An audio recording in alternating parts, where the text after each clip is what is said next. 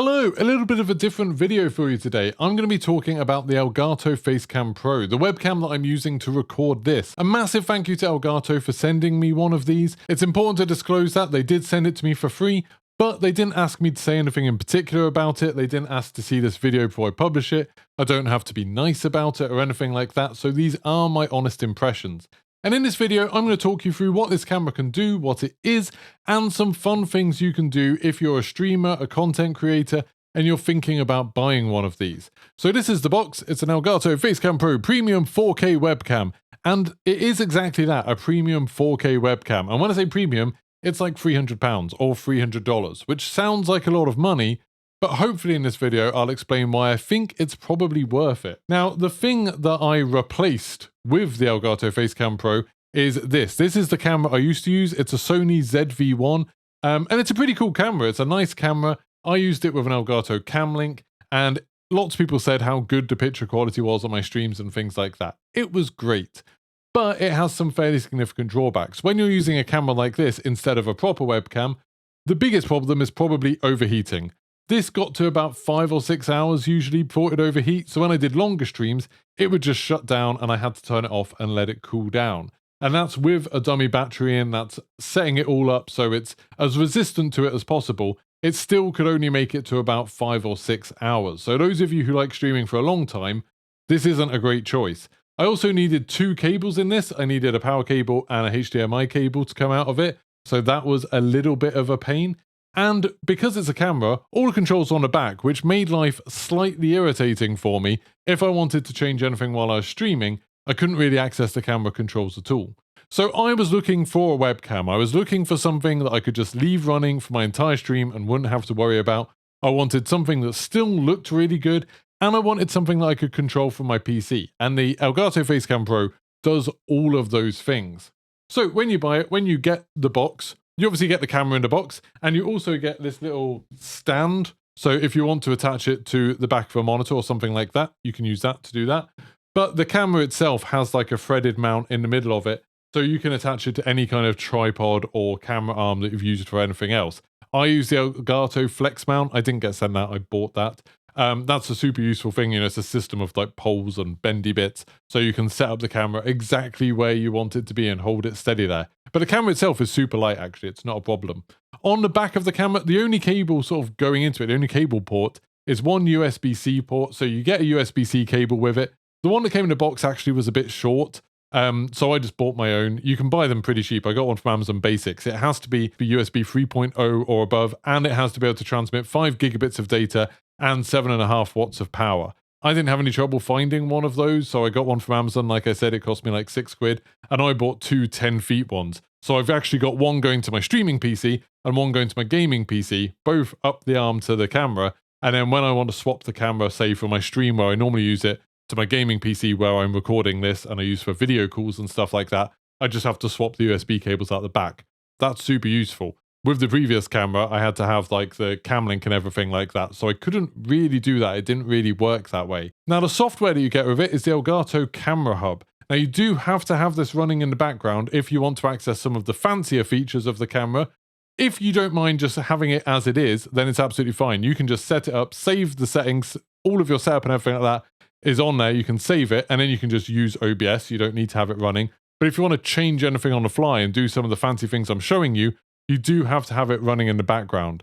On my PC at least, it's using 0% of my CPU. It's using about 1 gigabyte of RAM, so that might be something that some people need to think about. And it's not using very much memory at all. But how about we go over to that software and I can show you how it works. So this is the Camera Hub software. You're actually seeing the preview window now. So if it's a little bit like less smooth and a little bit less sharp than it was before, that's because the preview window isn't quite as good as its actual output.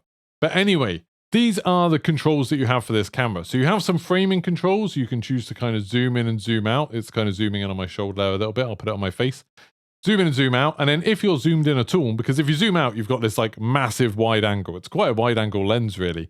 But if you zoom in a little bit, then you can also choose the pan and tilt, and you can kind of move around the frame that you want, which is super useful. And I'll show you why later, but that is a super handy thing. You can also set up some presets in that, and we'll go into that later. Then you have focus, picture exposure, white balance, and processing. Now, on automatic, which is what it's on now, it all looks pretty good. Like, it's pretty much fine. And I've used it in lots of different lighting conditions and haven't really had an issue with it. But if you want a bit more control, you can change the focus. It's set to 20 centimeters at the moment. That's about how far away I am from the camera. You can actually put it all the way up to nearly 8.5 meters, which is kind of crazy. Maybe if you were doing something like some DIY project, or you were filming like a band or something like that, doing some dancing, something like that, that would be useful. 8.5 meters focus length, pretty crazy. And then there's also presets, so you can just do, near, mid, or far if you want to do that. Then for picture, you've got the normal kind of contrast and saturation, just like you expect. Then exposure, you don't often get these settings on a webcam, but you can turn off automatic and you can change the shutter speed. So if you want it to be a little bit lower, it makes it a bit darker. Or the ISO, you can lower that or brighten up if you want it to completely blow something out. That looks a bit crazy. I'm going to reset that to automatic. And then you can also change the white balance. So it starts off looking pretty like cool, like kind of cold. Not cool as in hip, but cool as in cold. But you can warm that up a little bit if you'd rather have a slightly sort of like warmer picture. You can turn it up there, or you can go crazy and just make the whole thing look pink. Oh, look, that makes my skin look terrible. Absolutely awful. But there's loads of settings there. You can even do a few fun things. So it can do some background removal. If you want like a blur effect, you can just switch that on and you can see it's kind of giving me kind of a bokeh effect in the background. That's pretty cool. And then you can do some background replacement as well. I particularly like this one. And this is without a green screen or anything. Like this is like my real house. There's no kind of background there. It looks kind of fake now because I was just messing around with those. But it's real. So there's some pretty cool AI background removal. But the really, really cool thing about this, because it's an Elgato product, is that all of these settings can be controlled by a Stream Deck. So rather than having to go into a menu and swap all of this around while you're streaming, while you're live, you can actually do it on the fly. So let's show you how that works. We'll go back into OBS because it looks a bit nicer. So now we're back in OBS and everything looks a little bit nicer. So I can show you some of the things that I've set up on Stream Deck. And the first one is just something that I did kind of for fun. I wanted something silly for the stream, something that would kind of catch people's eye, make a little moment on the stream. So I decided when I died or something like that in DMZ, I wanted to be able to press a button and it would zoom in and go black and white, like this. Now that's just one button on my Stream Deck does all of that. So it's set up on a multi-action switch. So it will zoom in to where I want it to be. It will desaturate it, so make it black and white. And then when I press it again, it kind of does everything in reverse. Now this is one slight problem with the software for the Stream Deck, something that if Elgato is watching, I'd love for you to change. There's no option on the Stream Deck to kind of reset to the previous option. So if you want to change something, you then have to tell it specifically what to go to next. So say if I wanted to zoom out and I had some different settings set now, it wouldn't be able to do that. I have to tell it specifically where to go. So Elgato, if you could add a kind of last setting kind of thing, what it was 10 seconds ago, that would be super useful. Then another thing I can do with it is, say if you're the sort of streamer who streams at a different time of day, like I sometimes stream in the morning, sometimes stream late at evening, and you have different lighting setups in your room, maybe you want to be able to tweak all those camera settings, all the white balance and everything like that, but you don't want to be going into a menu every time. Well, you can just set up kind of presets on your Stream Deck. So you can just say, okay, I've got a list of settings that I want to put it to. I've got like 8 things on this one. I just tap one button and it goes through all of them, puts them all in, and now it's kind of changed the white balance a little bit to make it a little bit warmer. It's lowered the ISO to make it a little bit darker. It's kind of just giving it a sort of more chilled image. But if I press it again, just puts everything back to automatic, brightens it right up, goes back to this kind of cold looking setting that I've got. Now, another thing that is kind of a little bit maybe unique to me, it's unique to my setup, is that I have a standing desk. So if I press this button, my desk starts going up and I look very, very silly indeed.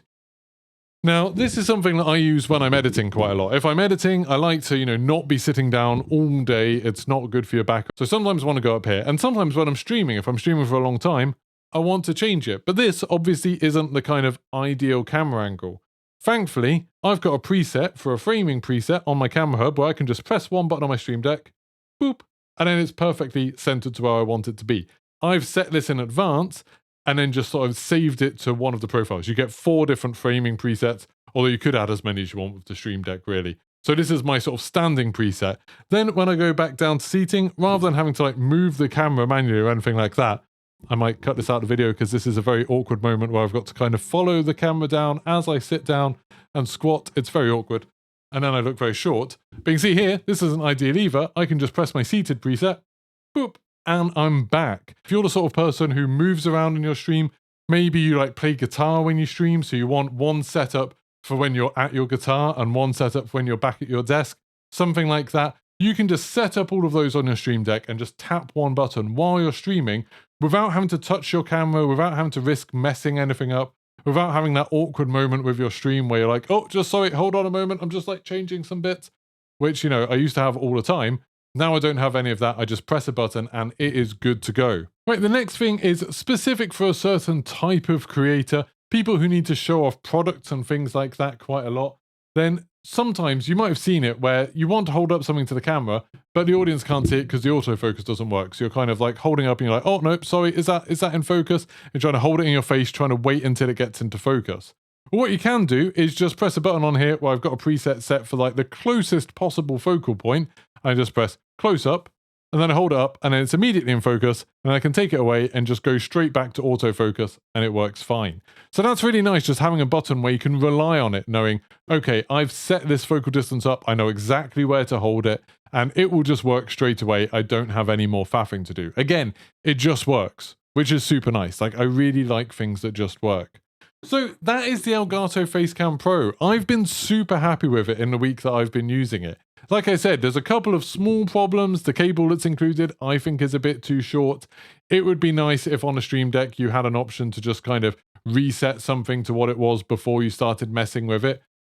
I think that would make things a little bit more flexible. And the autofocus has a slight problem that a lot of autofocuses have, where sometimes it loses track of you. You might have seen it in this video, and it kind of wibbles for a second. It kind of loses focus for a brief second and then catches you again. You can just set up a manual focus length if you want, but I just move around too much, so I don't want to do that. But that's really the only downsides to it. Like, the upsides are huge. The fact that you've got tons of control over it from your Stream Decks, so you can change stuff while you're streaming very, very easily. It's high quality. Like, I haven't had a single viewer notice that I've switched away from this £600 camera to one that costs half the price. I haven't had a single person notice that, which is pretty incredible when you think about it. It will run for your entire stream without any problems. You only have to have one cable going to your PC, just that one USB-C cable. It's absolutely awesome. I think this is a really cool piece of kit and well worth the money. I think it's worth the £300. If you're looking for something to move on from kind of your normal webcam that you've used, you know, if you've had a cheaper webcam for a long while and you want to improve your image quality, personally, I think going for like a sort of proper expensive camera is more faff than it's probably worth. I think this is a perfect solution. So if you have any questions about it, please let me know in the comments and I'll do my best to answer them. If you're thinking about getting one, but you need to know something, you need to be certain about something, let me know in the comments and I will try to answer all of them. Also, there's a link in the description below to the Elgato page so you can see more information about it. A massive thanks to Elgato for sending me one of these. I'm super happy with it and I'll see you for the next one. Goodbye.